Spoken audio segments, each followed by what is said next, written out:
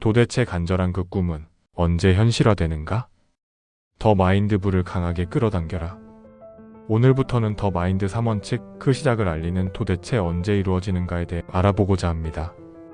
이 책을 읽은 독자라면 누구나 자신의 꿈을 이룰 수 있다는 희망에 가득 차 있을 겁니다. 하지만 그 희망은 생각보다 오래가지 않습니다. 아무리 해봐도 우리의 삶이 변하지 않는 모습에 좌절하게 됩니다. 자신의 목표를 매일 말하고 쓰고 상상했지만 변하는 것 없는 현실의 우울감이 찾아왔다면 저자는 이렇게 얘기합니다. 이만큼 어렵지 않을까? 라고 생각했다면 그것보다 10배 이상 더 어렵다고 생각하면 된다. 이렇게 노력해도 변하지 않는다면 대부분의 사람들은 셀프 퇴장한다고 저자는 말합니다. 왜 우리의 현실이 변하지 않는지 저자의 말을 들어보겠습니다. 목표가 절실하다면 당신은 그것을 이루기 위해 치열하게 행동하게 될 것이다.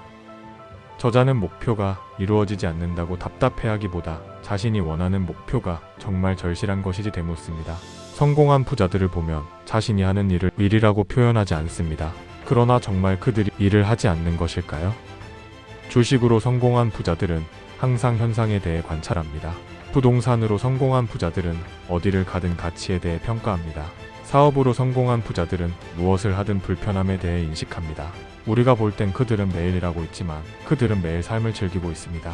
저자가 말하는 행동하게 될 것이다 라는 뜻은 우리의 꿈이나 목표가 삶 자체가 될 정도로 절실하다면 그것을 이루기 위한 여러 행동들을 하게 될 것이라는 걸 얘기합니다.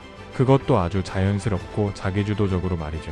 절실함을 확인했다면 진짜 원하는 목표가 맞는지 점검해보라고 저자는 말합니다. 그 방법은 굉장히 간단합니다.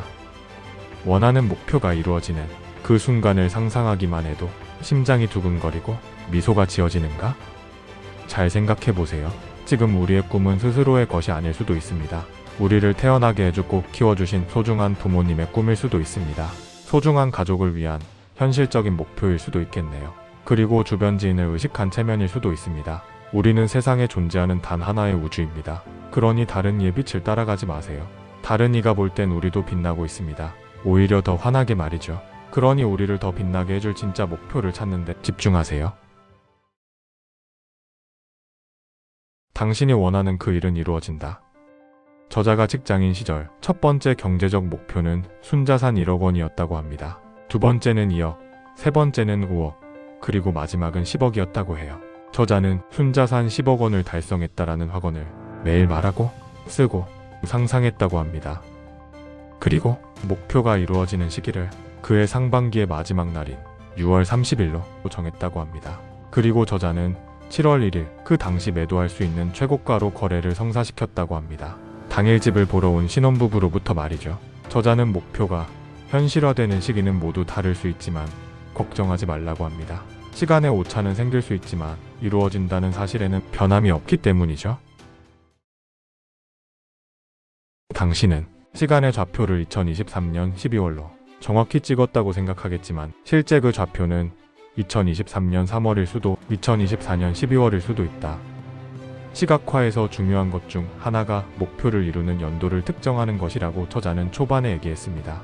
하지만 이것은 우리가 볼 수 없는 4차원의 세계에 점을 찍는 것과 마찬가지인 행위이므로 대략적인 좌표만 설정할 수 있다는 겁니다. 그러니 우리가 정한 특정 연도에 꿈이 이루어지지 않는다고 해서 초조해하거나 불안해할 필요가 전혀 없습니다. 우리가 시간의 좌표를 찍었다면 반드시 그 일은 일어나게 됩니다. 최대한 근접한 시일 내에 말입니다. 그런데 아무리 기다려도 그 일이 일어나지 않는다면 저자는 이것이 문제라고 말합니다. 크나큰 오류를 저지르지 않기 위해서는 원하는 목표와 나아가야 할 방향을 제대로 알아야 한다. 저자는 목표가 정확해야 한다는 사실을 한 가지 예시로 들어줍니다. 우리가 세계 지도를 펴고서 석촌호수를 찍는다고 가정해 볼게요. 일단 서울에 석촌호수가 있다는 것만 알아도 방향이 정확해집니다. 여기서 서울 동쪽에 석촌호수가 있다는 것을 알게 된다면 오차 범위를 확 줄일 수 있어요. 그런데 석촌호수가 서울 송파구 잠실동에 있다는 것까지 알고 있다면 정확도는 거의 90%에 가까울 겁니다. 목표에 대해 구체적으로 알고 있을수록 매우 높은 확률로 우리는 꿈을 이룰 수 있게 되는 겁니다. 그러나 목표가 석촌호수를 가는 것인데 석촌호수가 어디 있는지조차 모른다면 어떻게 될까요? 제주도나 부산을 찍어 아주 먼 길을 돌아가게 될 수도 있습니다.